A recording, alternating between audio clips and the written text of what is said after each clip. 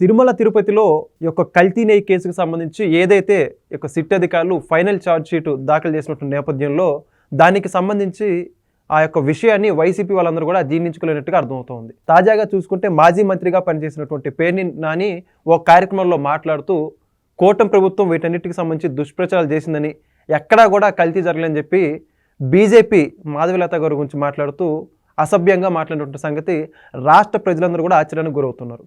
మరి మొత్తానికి పేర్ని నాని వ్యాఖ్యల గురించి మరిన్ని విషయాలు తెలుసుకోవడానికి మనతో ఉన్నారు పొలిటికల్ అనలిస్ట్ శివరాం ప్రసాద్ లింగంనేని గారు. సార్ నమస్కారం అండి. సార్ ఇప్పుడు చూసుకుంటే ఈ యొక్క తిరుపతి కల్తీ నెయ్యికి సంబంధించి ఈ యొక్క ఖచ్చితమైన సమాచారం సిట్ అధికారులే ఫైనల్ ఛార్జెస్ దాఖలు చేశారు. ఇది ఎవరో కూటమి ప్రభుత్వం ఏర్పరిచిందో కాదు, సుప్రీంకోర్టు ద్వారా నియమితమైనటువంటి సిట్. ఈ యొక్క సిట్ దాఖలు చేసినటువంటి ఛార్జ్ షీట్లో వాస్తవాన్ని బయటకు వస్తే ఇంకా వైఎస్ఆర్సీపీ మాత్రం దానికి సంబంధించి ఒక ఫేక్ ప్రచారాన్ని జనాల్లోకి తీసుకెళ్లే ప్రయత్నం చేస్తుంది. అంటే వాళ్ళకి ఏ విధంగా డిఫెండ్ చేసుకోవాలో అర్థం కాని పరిస్థితి. ఈ యొక్క విషయంలోనే, ఈ క్రమంలోనే ఎవరైతే లడ్డూ గురించి ప్రచారం చేస్తారో వాళ్ళందరి మీద వీళ్ళు వ్యక్తిగత భూషణలకు దిగుతున్నారు. దానికి ఉదాహరణ పేర్ని నాని చేసిన వ్యాఖ్యలకు సంబంధించి మీ అభిప్రాయం ఏంటండి? అంటే ఒక విధంగా చెప్పాలంటే దీన్ని ఏమంటారు, ఇప్పుడు ఒక చోట దొంగతనం జరిగింది. ఆ దొంగతనం చేసినప్పుడు ఒక 50 కేజీ 1 కేజీ బంగారం ఎంతో పోయింది. సరే, పోలీసు రికవరీ చేశారు. అక్కడేంటి, మీకు వీడియోలో మీకు అన్నిట్లో రికార్డ్ అయ్యి ఉంది. వీళ్ళు ఎక్కడ అమ్మారో ఆ షాప్ను పట్టుకున్నారు. వాళ్ళ దగ్గర నుంచి తీసుకున్న డబ్బులు ఏ బ్యాంకులో ఉన్నాయో ఆ బ్యాంకులో డబ్బులు పట్టుకున్నారు. అన్నీ రికవరీ చేశారు. ఓకే. అయితే ఏంటంటే కేజీ రాలా, కేజీకి ఒక 100 గ్రాములు తక్కువ వచ్చినాయి. ఏమంటారు, 100 గ్రాములు తక్కువ వచ్చినాయి, మేము నిర్దోషులు అంటారా? అక్కడంతా రికార్డ్ అయ్యి ఉంది. ఇప్పుడు ఇక్కడ ఇది ఒక విధంగా చెప్పాలంటే వైఎస్ఆర్ కాంగ్రెస్ పార్టీకి సంబంధించి సోషల్ మీడియా కానీ వాళ్ళ నాయకత్వంలో కానీ వాళ్ళ ఆలోచన విధానంలో ఎక్కడో లోపం కనపడుతుంది. ఎందుకంటే చాలా ఇప్పుడు రాజకీయం అనేది చాలా లాంగ్ టర్మ్ గోల్. అట్లాగే ఒక మాట అన్నారా, ఒక స్టేట్మెంట్ ఇస్తే ఆ స్టేట్మెంట్కి ఒక పర్ఫెక్షను లేకపోతే ఒక విలువ ప్రజల్లో వీళ్ళు ఇచ్చిన స్టేట్మెంట్ నమ్మదగిందిగా ఉండాలి అనే ఒక ఇది రావాలి.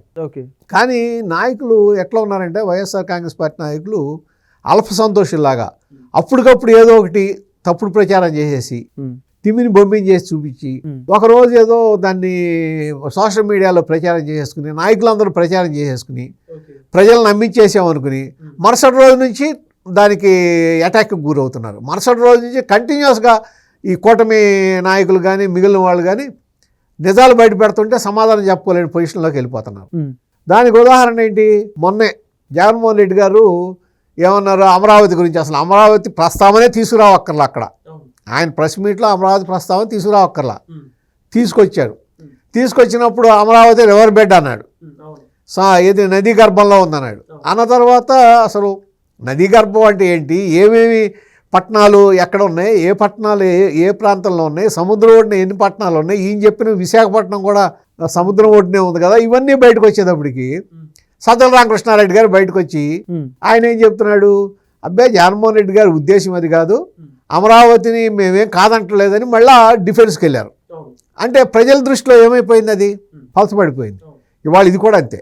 ఇవాళ ఈ సిట్ గురించి వీళ్ళు తొందరపడిపోయి యానిమల్ ఫ్యాక్ట్ లేదని చెప్పి మీరు తప్పు చేశారు, క్షమాపణ చెప్పండి, ఆవిడ పాప మాధవీలత గారిని ఇష్టం వచ్చినట్టు మాట్లాడతాం అగౌరవపరిచేటట్టుగా, ఇవన్నీ ఏంటంటే వాళ్ళకి నానాటికి నష్టం జరుగుతుంది తప్ప మీకేమీ దాని మూలనేమి వాళ్ళకి ఇది జరగదు. అసలు ఈ టెండర్ జరిగింది ఎక్కడ, దీంట్లో అంతకుముందు నందిని డైరీ ఇస్తుంటే నందిని డైరీని కాదని చెప్పి 2019లో మీరు బోర్డు మీటింగ్ పెట్టి ఆ బోర్డు మీటింగ్లో ఇంకా ఎక్కువ మందిని మనం రావాలి, ఎక్కువ మందిని తీసుకురావాలని చెప్పి దానికి రివర్స్ టెండర్ పేరుతో మాట్లాడారు.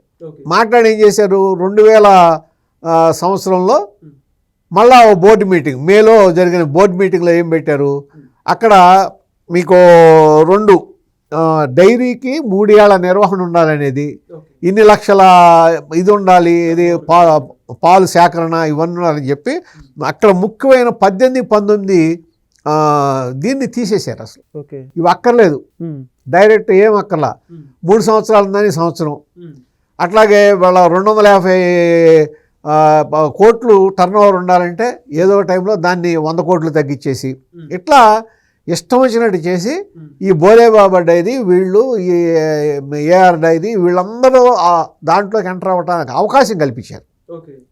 అంటే అక్కడి నుంచే కుట్ర మొదలైనట్లు లెక్క కదా. అది అయిపోయింది. అయిన తర్వాత మీకే ఏదో అనుమానం వచ్చి ఎక్కడో పట్టుకుని అంటే డబ్బులు తీసుకుంటాను దేనికన్నా కానీ మీరేం చేశారు, మైసూర్ సిఎఫ్టిఆర్ఐ ల్యాబ్ పంపించారు. అది ఎప్పుడు వైవి సుబ్బారెడ్డి గారు చైర్మన్గా ఉన్నప్పుడే ల్యాబ్ పంపిస్తే దాంట్లో అడల్ట్రేషన్ ఉందని చెప్పి వాళ్ళు చెప్పారు. చెప్పిన తర్వాత మళ్ళీ ఎందుకు కంటిన్యూ చేశారు దాన్ని, విషయం తెలియక కూడా అదే కంపెనీని కంటిన్యూ చేయకూడదు కదా, కంటిన్యూ చేశారుగా. అప్పుడు వెళ్ళి ఈ వైవి సుబ్బారెడ్డి గారి పిఏ చిన్నప్పన్న ఎవరు వెళ్ళి వాళ్ళ కంపెనీ వాళ్ళకి ఈ విధంగా జరిగింది కాబట్టి మీరు డబ్బులు ఇస్తే కంటిన్యూ అవుతారు లేకపోతే లేదని చెప్పి వాళ్ళ వేరే డైరీ పేరుతో మళ్ళా తీసుకుని ఇతని దగ్గర కూడా 4 కోట్ల చిల్లర ఇతని బ్యాంక్ అకౌంట్లో పడి ఇవన్నీ సిట్కు దొరికి ఈ సిట్ ఏమి రాష్ట్ర ప్రభుత్వం ఏర్పరిచింది కాదు, ఇది మన సుప్రీంకోర్టు ఆదేశాలతో సిబిఐ ఆధ్వర్యంలో నడుస్తున్న సిట్ అది. దాంట్లో ఆ ఏపీకి సంబంధించిన పోలీస్ ఆఫీసర్స్ కూడా ఉన్నారు అంతవరకే. ఇది జరిగినప్పుడు మేము నిర్దోషులని చెప్పటం మరి కళ్ళు మూసుకుని పాలు తాగినట్ట లేకపోతే కళ్ళు మూసుకుని సూర్యుడు లేడని అన్నట్టు ఉంది కదా తప్ప అది అసలు అర్థం పర్థం లేదు. ఇంకోటి సిట్ చెప్పింది ఏంటి, అసలు లడ్డూలో జంతువుల కొవ్వు వాడారన్న దానికి సాంకేతిక ఆధారాలు లభించలేదు, అయితే 80% రసాయనాలతో కూడిన విషతుల్యమైన నెయ్యిని వాడారు. 80%. రెండోది అసలు పాలే కాదు అయ్యి, నెయ్యే కాదు, అది వాడింది పాలు కాదు, నెయ్యి కాదు, ఏమి కాదు, ఓన్లీ రసాయనాలతో తయారు చేసిన నెయ్యి అని చెప్పబడే ఒక పదార్థం. ఇది సిట్ క్లియర్ చేసింది కదా. మరి దానికే సమాధానం చెప్తారు, దీనికి సమాధానం చెప్పాలి కదా. సరే, ఇది అయిపోయింది. తర్వాత మీరు 36 మంది మీద ఛార్జ్ షీట్ దాఖలైంది. దాంట్లో 24 మంది మామూలు వాళ్ళు, 12 మంది టీటీడీ ఆఫీసర్స్, 36 మంది మీద మీకు ఎఫ్ఐఆర్ దాఖలైంది. దాంట్లో వైవి సుబ్బారెడ్డి గారు కూడా ఉన్నారు. దీనికే సమాధానం చెప్తారు. నిర్దోషులైతే మీరు అన్నట్టు నిర్దోషులైతే వీళ్ళకి ఒకవేళ క్షమాపణ చెప్పాలనుకుంటే మీరు ఏ విధంగా దీన్ని సమర్థించుకుంటారు? ఇంకోటి చెప్తాను, యానిమల్ ఫ్యాట్ గురించి మాట్లాడుతున్నారు కదా. ఇక్కడ ఏమైందంటే యానిమల్ ఫ్యాట్ విషయంలో జూలై 2024లో ఎన్డీడీబీ ల్యాబొరేటరీ రిపోర్ట్ వచ్చింది పంపిస్తే. ఎన్డీడీబీ రిపోర్ట్ ఏమొచ్చిందో మీకు ఒకసారి చెప్తాను. ఏముందంటే దాంట్లో ఇదేమి స్టేట్ గవర్నమెంట్ ఇచ్చింది కాదు కదా, సెంట్రల్ గవర్నమెంట్ ఇచ్చిన రిపోర్ట్లో ఏముందంటే శాంపుల్స్లో ఇది అన్ఫెయిర్గా ఉన్నాయి, సరిగ్గా లేవు. అట్లాగే దాంట్లో adulteration detected. The National Dairy Development Board Centre for Analysis and Learning in Livestock and Food test based on samples sent July 2024 found traces of soybean, sunflower, palm kernel, fish oil and animal fats like beef, tallow and lard. ఇవి దాంట్లో ఇచ్చారు వాళ్ళు report. Maybe ఉండొచ్చు. అక్కడ ఏమైందంటే ఆ animal fat traces వచ్చేదానికి అవకాశం ఎందుకు ఉంది అంటే ఆ యానిమల్స్ తినే ఆవులు కానీ లేకపోతే యానిమల్స్ తినే ఫుడ్లో కూడా ఏదైనా తేడా వస్తే ఈ విధంగా రావచ్చు అనేది కింద మీరు చెప్పారు. అంటే ఈ రిపోర్ట్ ఎవరిది? చంద్రబాబు నాయుడు గారి రిపోర్ట్ కాదుగా, ఎన్డీడీబీ. దాన్ని మీరు వాళ్ళని ప్రశ్నించండి ఎందుకు ఇచ్చారని. మీరు దాని మీదే కదా కోర్టుకు వెళ్ళింది, సుప్రీంకోర్టుకు వెళ్ళింది. దేనికి వెళ్ళారు?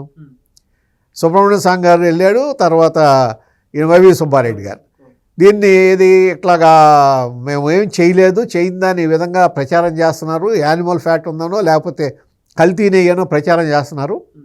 కాబట్టి ఇది స్వతంత్ర దర్యాప్తు సంస్థతో ఒక సుప్రీంకోర్టు జడ్జి ఆధ్వర్యంలో చేయండి అని చెప్పి వీళ్ళు కోర్టుకు వెళ్ళారు, సుప్రీంకోర్టుకి. సుప్రీంకోర్టు అప్పుడు ఇవన్నీ చూసిన తర్వాత సిబిఐ ఆధ్వర్యంలో సిట్ ఏర్పాటు చేసింది. ఆ సిట్ ఇచ్చిన రిపోర్ట్ ఇది. దాన్ని ఒకవేళ మీరు సిట్ రిపోర్టు ఈ విధంగా మాట్లాడి ఏది చంద్రబాబు నాయుడు గారు క్షమాపణ చెప్పాలి లేకపోతే యానిమల్ ఫ్యాట్ ఉంది అన్నాడు క్షమాపణ చెప్పాలంటే ముందు ఇవాళ అంటే సిట్ రిపోర్ట్ ఫైనల్ అనే కదా మీరు అనేది, వీళ్ళు అనేది ఫైనలే కదా. ఆ ఫైనల్ ప్రకారం ఈ 36 మంది నిందితులను కూడా ఒప్పేసుకోండి. ఈ 36 మంది నిందితులు, ఎందుకంటే సిట్ రిపోర్ట్ అదే ఇచ్చింది.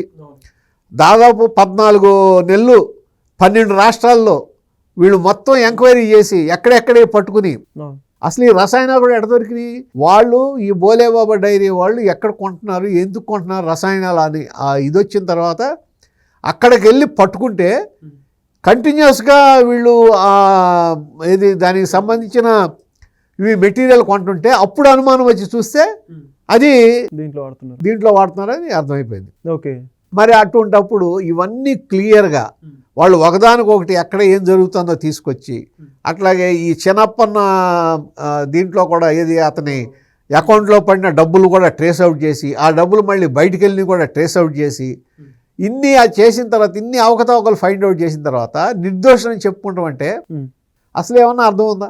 అంతే కదా. దానికి ఒక మనం మాట్లాడే ఉంటే ఒక బేస్ ఉండాలి.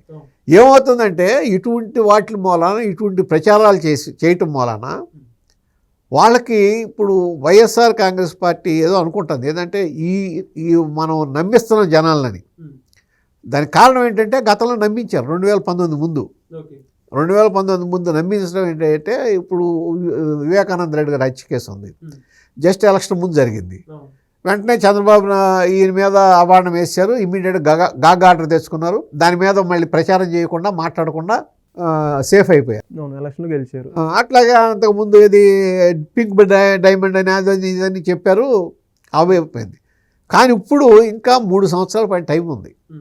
వీళ్ళు చేసే ప్రచారాలన్నీ ఆ 3 సంవత్సరాల ముందు చేస్తుంటే ఏమవుతుంది, ఇవన్నీ మొత్తం మళ్ళీ రివర్స్ అయిపోతుంది. అంటే ఇదొక రివర్స్ టెండరింగ్. ఆ రివర్స్ టెండరింగ్ విధానమే ఆలోచిస్తున్నారు తప్ప ఇట్లా ఇప్పుడు ఎందుకు మనం చేస్తున్నాం, ఏదన్నా ఒక ఇష్యూ రైజ్ చేసినప్పుడు 90% 10% మీరు బెనిఫిట్ ఆఫ్ డౌట్ ఇచ్చినా కనీసం 90% కరెక్ట్గా ఉండాలి. మీరు అసలు 10% కూడా కరెక్ట్గా లేదని పట్టుకుని యానిమల్ ఫ్యాక్ట్ లేదని ఇచ్చింది, యానిమల్ ఫైండ్ అవుట్ చేయలేదు అన్న తప్ప దాంతోపాటు ఏం ఫైండ్ చేసామో కూడా చెప్పింది కదా. 80% అసలు ఏది రసాయనాలు, అది కూడా డేంజరస్ ప్రాణాపాయకరమైన రసాయనాలు, ఆరోగ్యానికి నష్టం కలిగించే రసాయనాలు ఉందని చెప్పారు. మీరు దాదాపు ఎన్ని కోట్ల లడ్డూలు తయారు చేశారు కదా. అన్ని కోట్ల లడ్డూల్లో మీరు ప్రజలకి ఇచ్చింది ఎటువంటిది అంటే ఇది ఫుడ్ అడల్టరేషనే కదా, దేవుడికి అపచారం చేసినట్టే కదా.